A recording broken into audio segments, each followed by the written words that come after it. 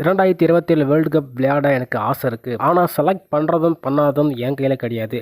கடந்த 2 நாளாக போயிட்டு இருந்த நியூஸை நான் பெருசாக கண்டுக்கல அப்படிங்கிற மாதிரி பார்த்தீங்கன்னா, ரோஹித் சர்மா இந்த போட்டிக்கு பிறகு அவர் அடித்த செஞ்சுரிக்கு பிறகு ஒரு ப்ரெஸ் மீட்டை கொடுத்துருக்காருங்க. முக்கியமாக இந்த செஞ்சுரி எனக்கு பெரிய விஷயமா தெரியல.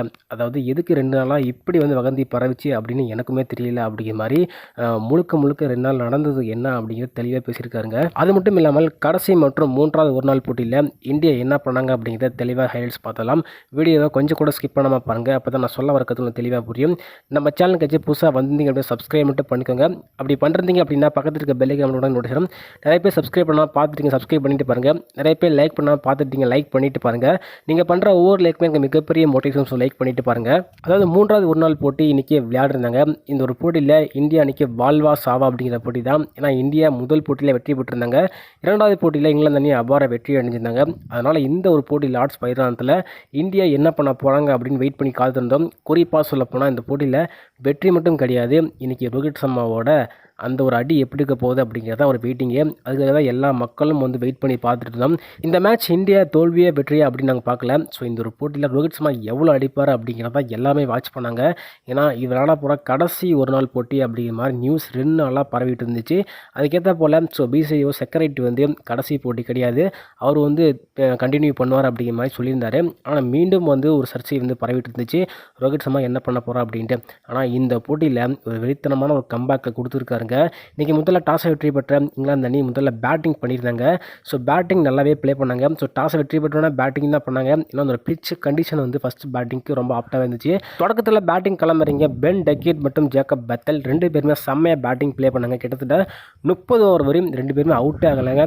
192 ரன் பார்ட்னர்ஷிப் போட்டு வெறித்தனமாக பேட்டிங் ப்ளே பண்ணாங்க. இவங்க ஸ்டார்ட் பண்ணாங்க ஆடுறதுனால ஸோ ஸ்கோர் எங்கேயோ போயிடுச்சுங்க. ஸோ கடைசியில் ஜாஸ் பட்லர் அடித்தார்.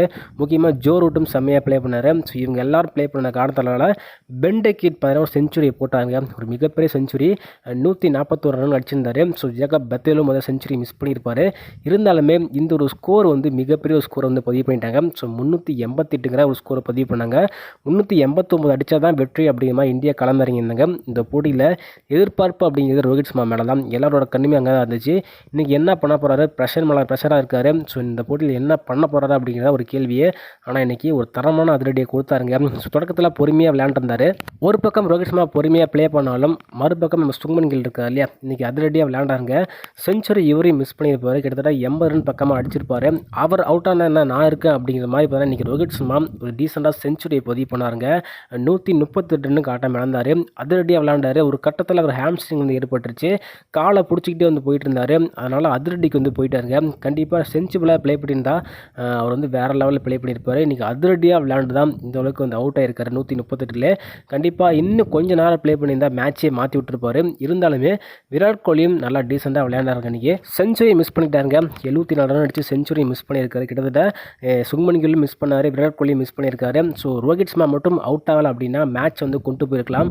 ஆனால் ரோஹித் சர்மா அவுட் ஆனதுனால அப்படி விக்கெட்லாம் போயிடுச்சு. இஷான் கிஷன் அவுட்டு, ஸ்டேயர் அவுட்டு, அதுக்கப்புறம் பேட்ஸ்மேன் யாருமே சரியாக ப்ளே பண்ணல. இதனால் இந்தியா ஒரு தோல்வி இந்தியா பதிவு பண்ணாங்க. தோல்வி மட்டும் கிடையாது, இந்த தொடரே தோத்துட்டாங்கன்னு சொல்லலாம். இந்தியா 2-1 அப்படின்னு இந்தியா தோத்தாச்சுங்க. ஸோ இங்கிலாந்து அணி T20 போட்டியிலையும் சரி, ஒரு நாள் போட்டியிலையும் சரி இந்தியாவை ஒரு மிகப்பெரிய வித்தியாசத்தில் வின் பண்ணிட்டாங்கன்னு சொல்லலாம். ஸோ கண்டிப்பாக எதிர்பார்த்துக்கவே மாட்டோம் இங்கிலாந்து மண்ணில் போயிட்டு இந்தியா T20 போட்டியிலையும் ஜெயிக்கல, ஒரு நாள் போட்டியிலும் ஜெயிக்கல அப்படின்னா மிகப்பெரிய ஒரு கஷ்டங்க. இருந்தாலுமே இன்றைக்கி ரோஹித் சர்மா மற்றும் விராட் கோலி ஷோ பார்த்தோம். இன்றைக்கி செம்மையாகவே ப்ளே பண்ணாங்க. ஸோ இவங்க 2 பேரும் அடித்தா மட்டும் பார்த்தாதுங்க, எல்லாருமே அடிக்கணும் அப்படிங்கிற மாதிரி இன்றைக்கி காமிச்சாங்க. பும்ரா அன்றைக்கி மேட்ச்சில் கிடையாது. அதனால் ஒரு ஷார்ட் ரேஞ்சாக இருந்துச்சு பவுலிங்கில் பொறுத்த வரையும். முக்கியமாக சொல்லப்போனால் ஸ்பின்னர்ஸ் பெருசாக இந்தியா யூஸ் பண்ணலை. ஸ்பின்னர்ஸ் தான் கரெக்டாக போட்டிருந்தாங்க. இங்கிலாந்தை பொறுத்த வரையும் ஸ்பின்னர்ஸை ரன்னை கண்டெயின் பண்ணியிருந்தாங்க. ஆனால் இந்திய அணிக்கு பெருசாக அடிக்க முடியல. அதாவது ரன்களையும் கொடுத்துட்டாங்க. ஸோ பேட்டிங்லேயும் இன்னும் கொஞ்சம் அதிரடியாக விளையாண்டுருக்கலாம். அதன் பிறகு பேட்ஸ்மேன் யாருமே சரியாக ப்ளே பண்ணாத நேரத்தில் ஸோ இந்த மாதிரி இந்தியா தோத்துட்டாங்க.